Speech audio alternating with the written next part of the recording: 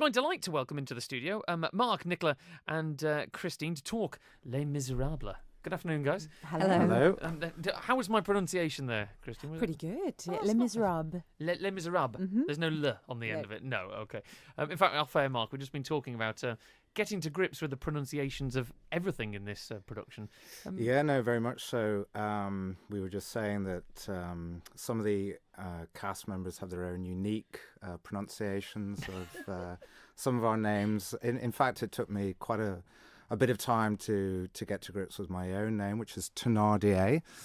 I had to teach that to my two boys as well.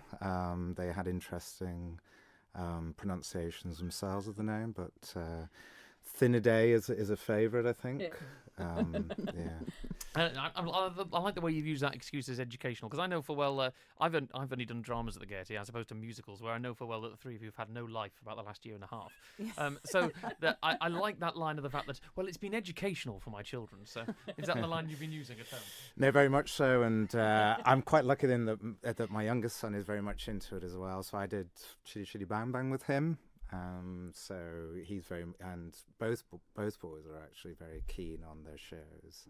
And I mean, when I mentioned there, Nicola, that this, I mentioned in jest that you give up your life for about a year and a half time. I mean, what have rehearsals been like? Because Les Miserables is not. I can't get it right. Les Miserables. I will get it by the end of the interview, I promise. It's not a small production to put on. I mean, this is one of the West End greats, isn't it? Oh, it is. And you go into it with your eyes wide open.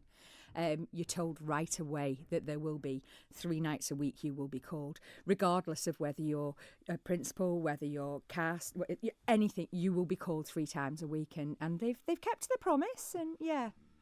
When it comes to the roles themselves, because it is such a well-known production, I mean, Kristene, when you look at the works that have gone before, not just the West End with all the superstars that have come out, the productions there, but also, of course, the Hollywood movie, as it were, is it not a bit daunting for you?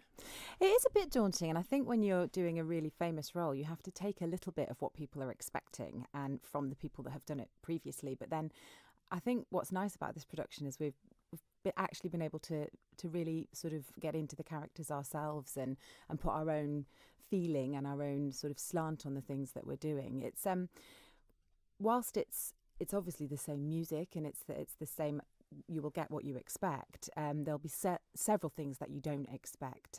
The way that the production has been put together is very modern, and I think because particularly the film, the acting was really good and very modern acting, what we would expect, like teleacting. There is a lot more scope for really, really developing the characters and making them quite 21st century. I mean, when it comes to sort of, you start with the written word, obviously, down at rehearsals. I mean, Mark, where do you go from that and get inspiration? Because I know Alex will be listening, and I presume, he'll have been down Douglas Harbour doing the Hugh Jackman towing a ship bit in from the film. Oh, did you see him? We've tried to stop him. I know, top off and everything. He was just showing off, wasn't he? It's just embarrassing that. No, it's. I think, as Kristene said, it's important for you to take ownership of your own role. Otherwise, if we all just sort of plagiarise what we've seen previously, it's not really going to be great for the audience to see. It is hard, though, because I had a friend, I was watching the rugby in the pub the other day, and a friend said to me, make sure you do this person's interpretation rather than this person's interpretation. It was Alan Armstrong rather than Matt Lucas's interpretation of Thénardier. So I have to say to them that, obviously I have my own interpretation, and it's important that you have your own interpretation, because I don't think you feel the character unless you do have your own interpretation. And that sort of, you start from with the written word, as you say, and then it just builds with layers upon layer, and each rehearsal allows you the opportunity to create that layer till finally, you're at the finished product, which we have now. And I think we're just really all excited to get that finished product onto the stage, and hope that my mate who was in the pub with me appreciates my model rather than Alan Armstrong or Matt Lucas's. Are you going to ask him afterwards as to, do you think you channeled the right one? I think bribery was probably the best course of action in that circumstance. I mean, none of you are strangers to the Gaiety stage. I mean, Nicola, how's it been The Gaiety, as beautiful as it is a very compact theatre, isn't it? I mean, when it comes to the width of the Cross Arch and the amount of space you've got backstage, I mean, how's it been fitting such a grand show and some of the things that people do expect onto that stage? Well, we're very fortunate in that we have a really, really good backstage team. The set has been made for us, so it's made to our specific measurements, our requirements. The crew have been in since Saturday putting that all together. Apparently the barricade is huge. I have been advised that the wings are going to be very limited with space. It's just going to be very intimate down the sides. But you know, it's been built for us. It'll work for us. It's looking fantastic. The crew are very confident. They had their first tech run yesterday without the cast. So it's all coming together really, really well. It sounds ridiculously exciting. Sorry, you were going to Yeah, say. no, I was going to say that it is wholly different to what appeared 10 years ago, though. There's no revolve this time. No. So audiences will see something wholly different. Although they'll see Dave Artis again. He's not in the same role as he was last time, and he's very different to what he was last time. And for me, it was very... Les Mis 10 years ago is talked with huge reverence still to this day, because it set a benchmark, I think, in Manx theatre. Yeah. Certainly it was the first show I saw in the Gaiety, led me down this road that I've taken in terms of being on stage myself. I was absolutely blown away with it. I made a comment actually to my wife prior to going to that, which I live to regret to this day, where I said, I'm not going to go and watch some village hall production of Les Mis. And off I went, you know, fuming that I had to go, and I sat down and I was absolutely blown away by it.